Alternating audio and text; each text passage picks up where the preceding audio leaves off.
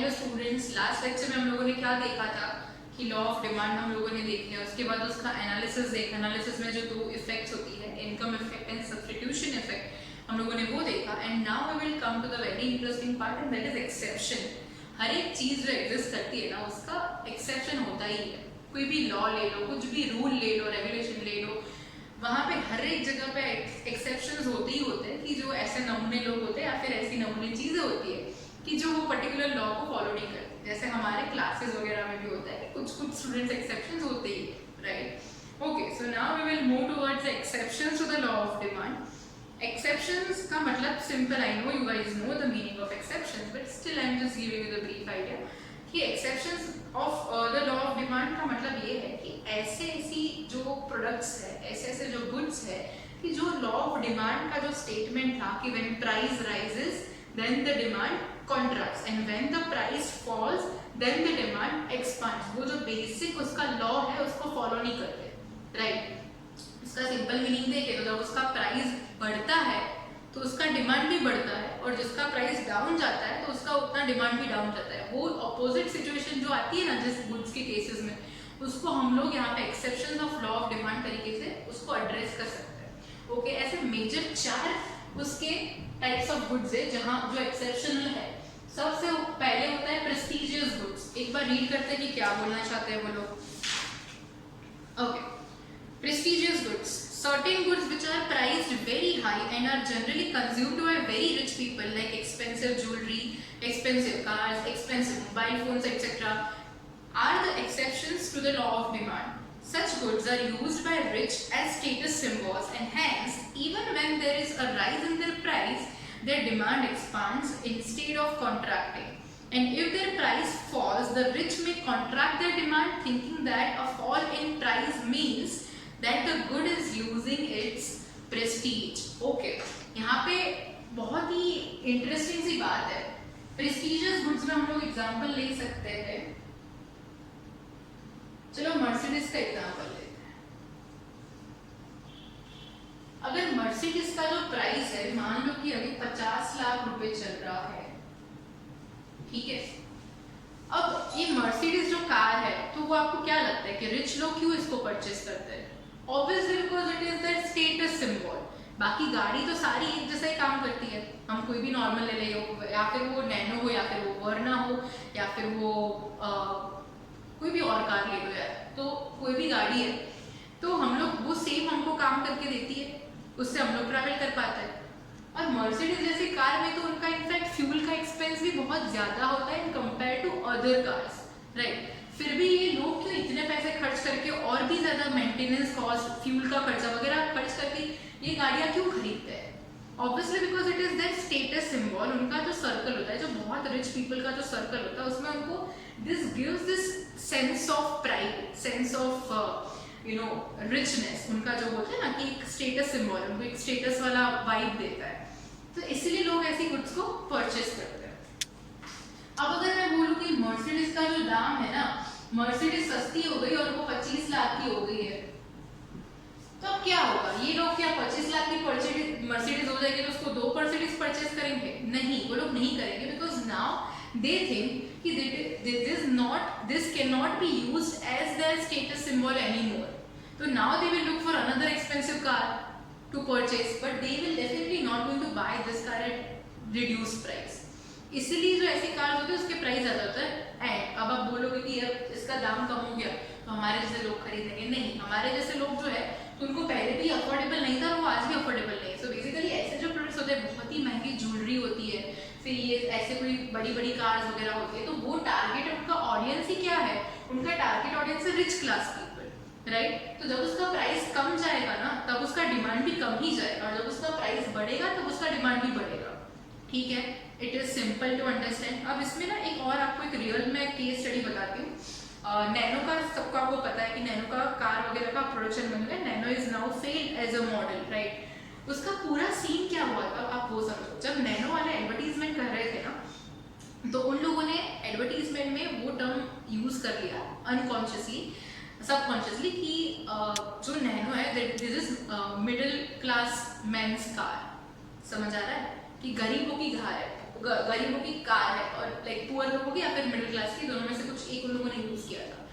अब ऐसा करने से ना मतलब उनको लगा था कि उनको सबको अफोर्डेबल प्राइस पे कार्स प्रोवाइड करवानी है because it was the cheapest car, right. तो बहुत सारे लोग जो मिडिल क्लास है वो कार को अफोर्ड कर सकते हैं, तो उनका वो मेन मोटिव था। बट उसकी वजह से लोग वो जो एडवर्टीजमेंट थी ना जिसमें लोगों ने भूल से बोल दिया कि गरीबों की गाड़ी, तो उसमें लोगों को वो चीज दिमाग में नेगेटिव इंप्रेशन आया कि ये गरीबों की गाड़ी है so we cannot buy it, and this is the reason why Nano failed as a model.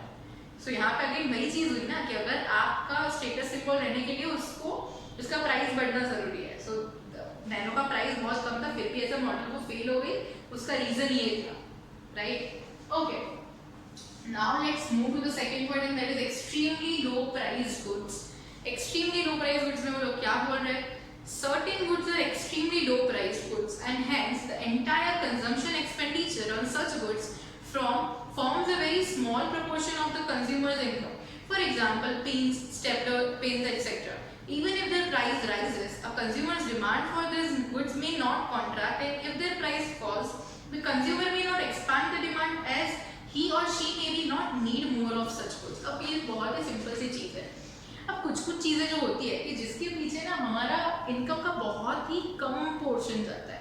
For example ये लोग की जो सेफ्टी पिन है या फिर बैंक में हम लोग जो जाते हैं तो वो जो पिन नहीं होती है ना स्टेपलर पिन वगैरह, फिर वो छोटी सी और भी पिन आती है, तो वो जो पिन होती है तो मतलब इट्स लाइक वो पूरी जो डिब्बी होती है ना वो पूरी डिब्बी 5 रुपए की होती है, उससे ज़्यादा नहीं उसका प्राइस नहीं होता, ठीक है।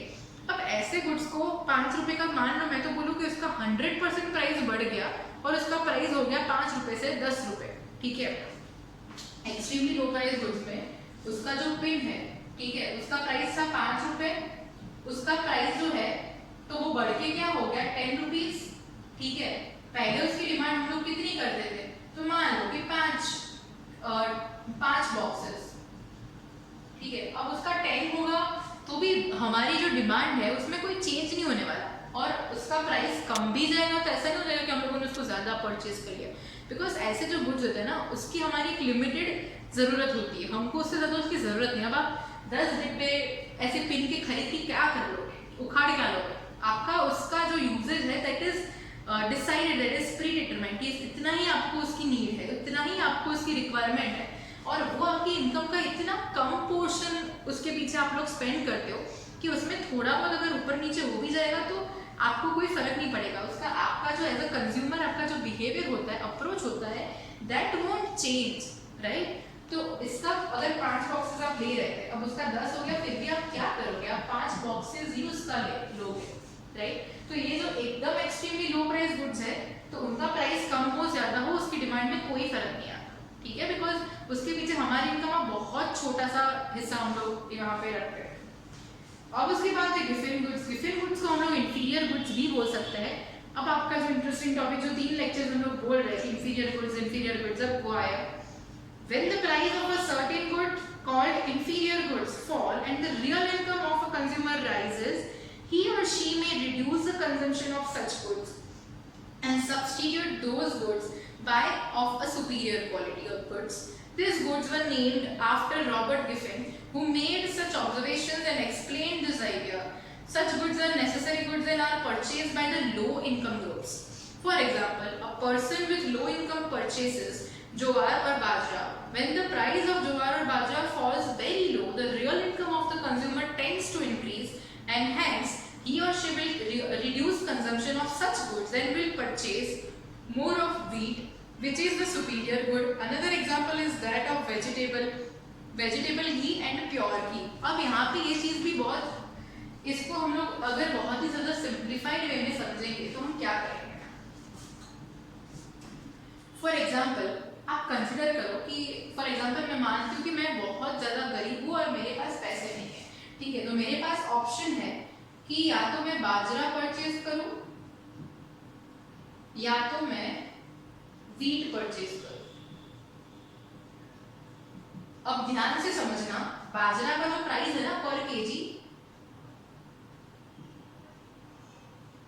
यहाँ पे भी प्राइस एंड डिमांड का 2 कॉलम बनाते हैं, यहाँ पे भी प्राइस एंड डिमांड का 2 कॉलम बनाते हैं।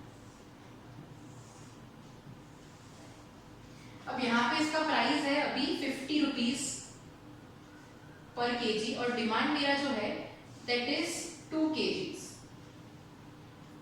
वीट का जो प्राइस है ना दैट इज 60 रुपीज। मेरा डिमांड अभी यहाँ पे कुछ नहीं है। अब ये 50 रुपए का जो बाजरा है, मान लो कि अगर वो 30 का हो जाएगा, ठीक है, तो टेक्निकली क्या हुआ, अगर ये 30 का हो गया तो मेरे पास अभी परचेसिंग पावर बढ़ गया, मेरे पास अब 20 रुपए ज्यादा एक्स्ट्रा बचेंगे, राइट। और 20 रुपए पर केजी मतलब 2 केजी पर मेरे कितने बचेंगे, मेरे 40 rupees I am saving right now. और यहाँ पे अगर मैं वो चीज सेम पहले मैं कितना टोटल एक्सपेंस कर रही थी 50 into 2 kgs, मतलब मैं 100 रुपीज का एक्सपेंस कर रही थी to buy the bajra. Bajra is lower in quality in compare with wheat, okay. पहले मैं कितना एक्सपेंस कर रही थी 100 रुपीज, बिकॉज 50 रुपए का मेरे को 2 किलो चाहिए था। अब इसका प्राइस क्या हो गया 30 रुपीज हो गया, ठीक है। तो technically I am saving how much money 40 rupees right पर 2 kg।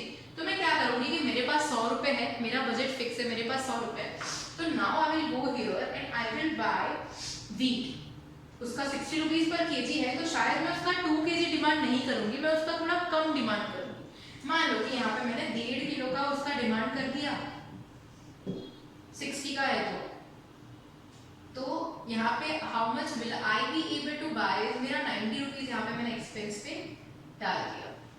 टोटल एक्सपेंस 90 होगा ना, इसका 60 तो प्राइस सेम ही है, टोटल एक्सपेंस मेरा क्या हो गया 90 हो गया, और इसका डिमांड क्या हो गया 0 हो गया, इसका डिमांड मैं नहीं कर रही।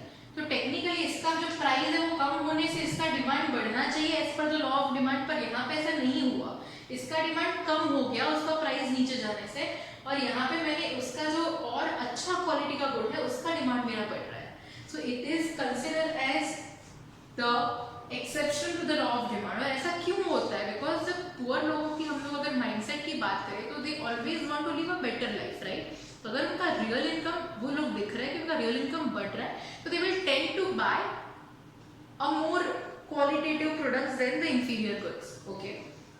Now coming to the last exception to the law of demand, special preferences of a people.